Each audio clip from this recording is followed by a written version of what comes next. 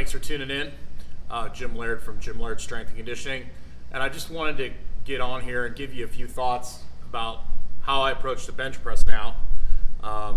When I first started, obviously, strength training in high school, I was in a bodybuilding gym.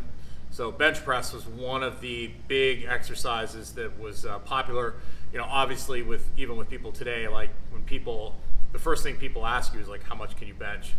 And of course, when I first started, because it was bodybuilding, everybody benched with their elbows really way out because they're trying to develop their chest and their shoulders. And then as I, transferred into football, it was more of a medium grip, closer grip, because, you're wanting to work on, being inside so you can block people and do that sort of thing, especially when I was in college. The big change for me is understanding the ramifications of certain exercises and exercise selection.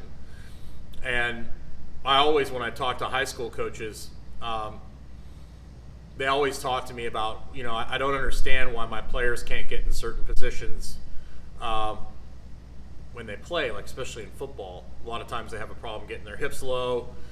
And, I look at what they do in the weight room. I'll come watch them do what they do in the weight room. And I say, well, you're training certain positions in the weight room. Don't be surprised when they show up on the athletic field. And, the way the bench press is coached, or the way I was, did it back in the past when I was trying to lift as much weight as possible, was a really hard arch, pulling the locking those shoulder blades together.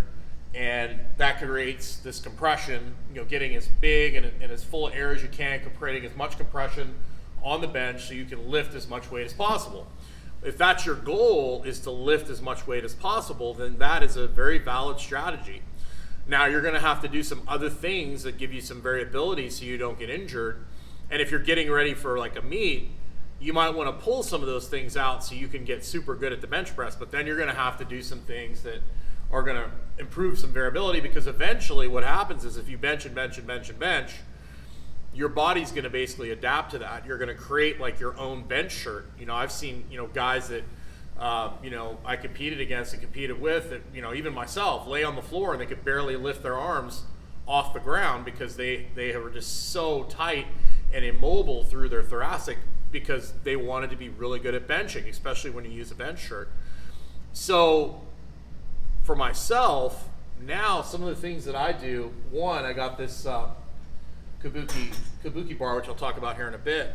But when I work with athletes that are like overhead athletes, like volleyball players, baseball players, we really don't do a lot of bench press. And if we do, it's with something with like this kabuki bar. And a lot of it is just so they know how to do the bench press, so that if they're programmed in their school, they'll be able to do it, and not have a problem. The other thing I do is I elevate feet so people aren't arching quite as much. Some of the ladies I train that do powerlifting, when we're getting ready for a powerlifting meet, we'll take the steps away and we'll have them arch a little bit just so they can lift a little bit more. But most of the women I train, they want to look better, they want to get stronger, but they don't want to like sacrifice their health in order to do that. So I'm going to put them in the best position possible to minimize the risk of having elbow issues, shoulder issues, that sort of thing. And elevating the feet so you don't have that really hard arch, and having a better stacked position in the middle definitely helps alleviate that and reduces the risk. And even when you manage that, people still having aches and little things is just part of training and part of life. Especially what you're doing in your job and your lifestyle affects a lot of that stuff. But we can manage a lot of that by good exercise selection. And then also by adding things in training that involve reaching and moving the thorax so that we get some movement, so we just don't end up being this big stiff canister. Like I said, if you're a power lifter, then that's pretty much what you need to do to lift big numbers. But you have to put in enough stuff to stay healthy. Or a lot of football players can get away with that, especially if they're like an offensive lineman, and it doesn't require a lot of moving side to side or anything like that. But overhead athletes that are having to get up over their head, do a lot of rotational athletes, we want them to be able to move through their thorax. So we're going to use a lot more dumbbell stuff. We're going to do a lot more landmine. We'll get into that kind of stuff. I did a video a couple years ago when I was doing podcasts for Kiefer on how to keep your shoulders healthier if you want to bench press. But this kabuki bar, and I don't get credit for this or anything, but this kabuki bar was one of the things I bought for myself, and it's basically a duffalo bar, which is has a band, and I don't force people to bench with a full range of motion on this. I can pretty much bench with a full range of motion on this, no problem. But you can cut it short, but the angle of the handles here is just so comfortable. And the balance of this thing, most of the football bars are straight like this, but that slight turn just really helps everything to glide much better. I was in a really bad car wreck several years ago, and my right shoulder it works fairly well considering how much damage there was to it, but this is much better for me than a straight bar. So we will use this kabuki bar with most of the people I train. Very rarely will I have people bench with a straight bar, because this is just a much better position, especially for football. Because when you're training football players, football, especially offensive line, is played all in here. So we don't want to train as much out here. So I really enjoy this bar, and then also educating people that bench press isn't the end all be all. Yeah, it's really cool, but I think better indicators are things like vertical jump and things like deadlift.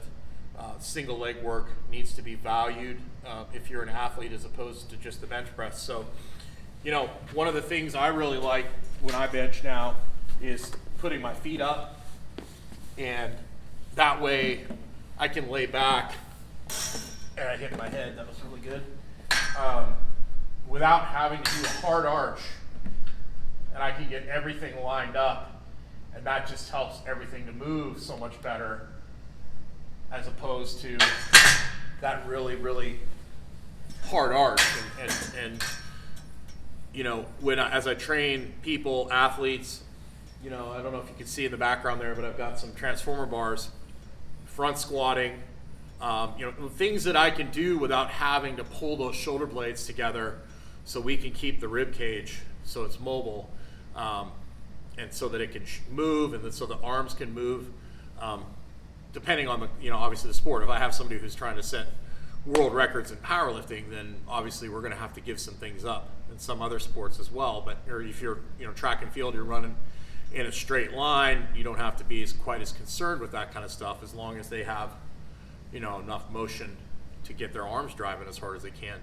So there's just a few thoughts. I think the big thing to remember is who are you working with, what are their goals, and how can you basically pick exercises that are going to allow them to train not only sooner. I mean, the sooner you can get people training, the better, the faster they're going to get results. And then the better the exercise selection, the longer they can train without having a major setback. That's going to basically allow you to get results over a longer period of time. And that's what basically people pay you for, is they pay you to guide them through to get better results in less time, and to hold them accountable and help them with exercise selection. So there's a few things for you to think about. For my own training, I'm doing a lot more boxing and things like that. So I'm going to be doing a lot more, I'll do a band press, with a reach, a lot more landmines. I'll link a video to some of the things I talked about, like seated cable pull downs. I really enjoy those. I'll bench maybe once a week. I'll do dumbbell presses, but a lot of the dumbbell presses I do now are I'm actually, pressing, one arm, and I'm actually lifting off the ground a little bit, or off the bench, doing a lot of different variations like that to get more movement through my upper canister, so I'm not just this big cinder block. So I hope that helps and gives you some different things to think about. I mean, I'm sure I'll piss somebody off by this, because you got to bench with a straight bar, or you got to deadlift with a straight bar, or you got to squat with a straight bar. There, unless you're a power lifter, there is no real rule for you have to do this. There's many different ways and many different exercises that you can choose to get the result that you want, based on the outcome that you you want. It's, sometimes you just got to experiment and see what works and see what doesn't. So, but that's basically how it works. So there's a few thoughts. I know I'm rambling now. So please like and subscribe. If you have any questions, leave them in the comments below. And I'll be back here again in a few days. Have a great day.